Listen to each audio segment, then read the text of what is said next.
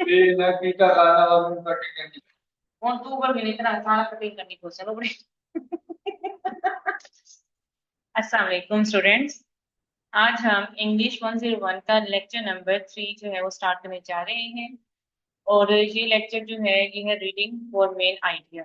ठीक है। Main idea जो है उसके बारे में हम पढ़ेंगे। इंपॉर्टेंट लेसन है, इसमें हम जो है रीडिंग स्किल्स जो है उनके बारे में हम पढ़ेंगे। ठीक है। तो मतलब कि अगर आपको कोई भी पैराग्राफ दिया जाता है, उस पैराग्राफ को आप लोगों ने पढ़ने के बाद जो है उसका मेन आइडिया, उसका टॉपिक वगैरह, ठीक है, उसमें किस चीज के बारे में बात हो रही है, तो वो चीजें कैसे हमें पता चलेंगी कि हमने टॉपिक कैसे लिखना है उसमें, ठीक है, डिटेल्स वगैरह सारा कुछ कैसे लिखना है, तो उसके बारे में आज हम यहाँ पे पढ़ेंगे। Lesson number 3 is devoted to develop your reading skills. It is the most important skill that you will need for success in your studies.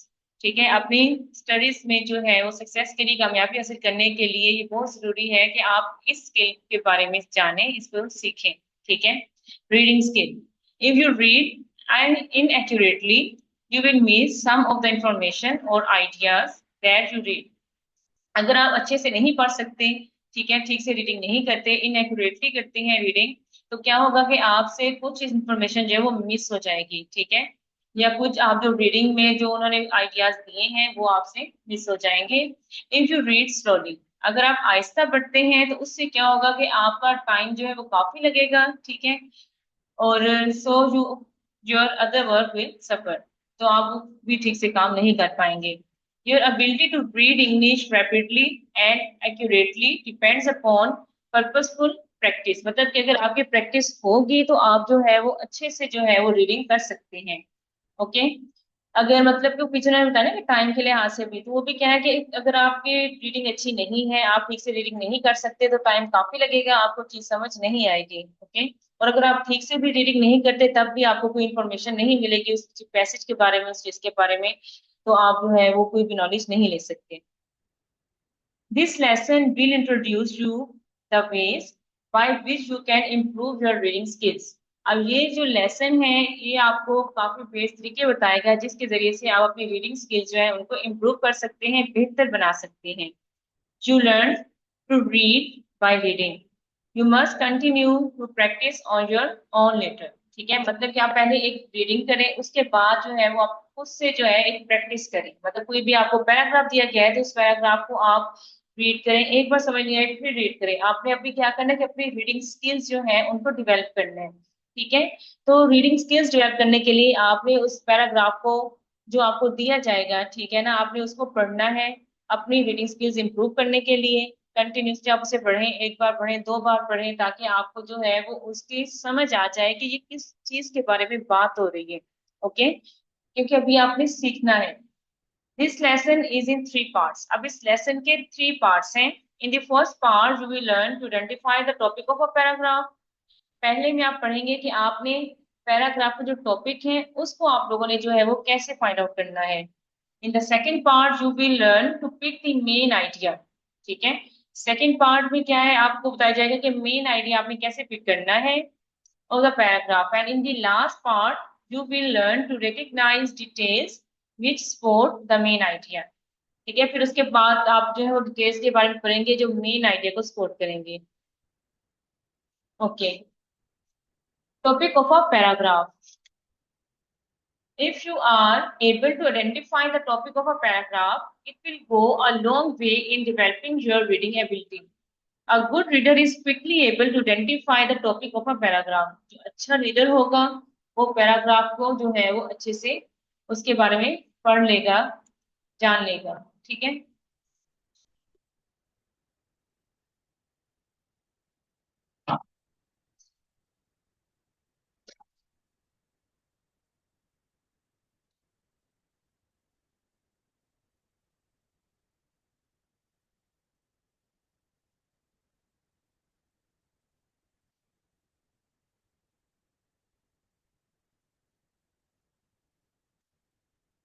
अच्छा, topic of a paragraph.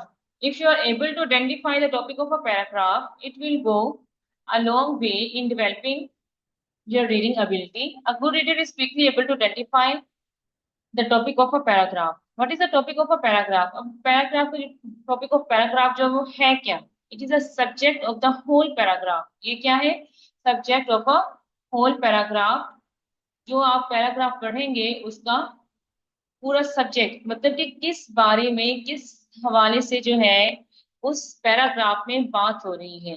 Okay, for example what the whole paragraph is about. पूरा paragraph किस चीज के बारे में है? It can usually be expressed in a word or two. अब जो है इसे हम यूजली जो है वो एक या दो अल्फाज में जो है वो बयान करते हैं। When you read a paragraph ask yourself the question, मतलब आप जब आपने एक पैराग्राफ पढ़ना है, आपने खुद से सवाल करने हैं। ठीक है, पैराग्राफ पढ़ लिया कि इसलिए किस चीज के बारे में है।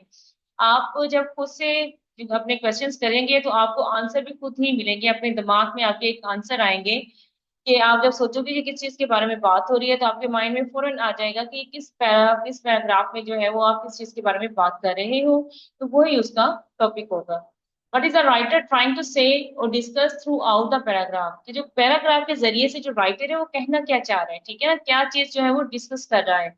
And the answer that comes up from your heart और mind will surely be the answer. अब जो आंसर आपके दिल और दिमाग से आएगा वो ही उसका आंसर होगा, जो आपके जहन में आएगा। Here are a number of short paragraphs taken from different textbooks। अब यहाँ पे उन्होंने पैराग्राफ दिए हैं आप लोगों की प्रैक्टिस के लिए, कि आप लोगों ने उसे प्रैक्टिस करनी है, इनको आप पढ़ेंगे। ठीक है, इन पैराग्राफ को आपने एक बार पढ़ना है, दो बार पढ़ना है, सिर्फ जस्ट आप लोगों की जो प्रैक्टिस है ये उसके लिए है। और बाकी जो आपको पता ही है कि जो बीजू का पेपर है ये एमसीक्यूज बेस का, सॉरी 101 का जो पेपर है ये एमसीक्यूज बेस होता है। ठीक है, तो इसके लिए आप अपना कंसेप्ट क्लियर करना होता है। ओके, अब यहाँ पे उन्होंने टॉपिक सेंटेंस दिए हैं कि कैसे आपने जो है वो टॉपिक जो है वो उसका आप मालूम करना है कि कैसे पता चलेगा। जैसे यहाँ पे the nine the largest river in Egypt is unique because. ठीक है, अब ये यहाँ से आपने पढ़ना है तो यहाँ पे उन्होंने तीन ऑप्शन दिए हैं, तो पता चलेगा कि किस चीज के बारे में बात हो रही है। टॉपिक सेंटेंस क्या है? अब हमने पढ़ा है इस लाइन को, डिस्क्राइब्स वेयर इजिप्ट इज। अब हम ये बता रहे हैं कि इजिप्ट है कहाँ पे। Explain why the river is unique.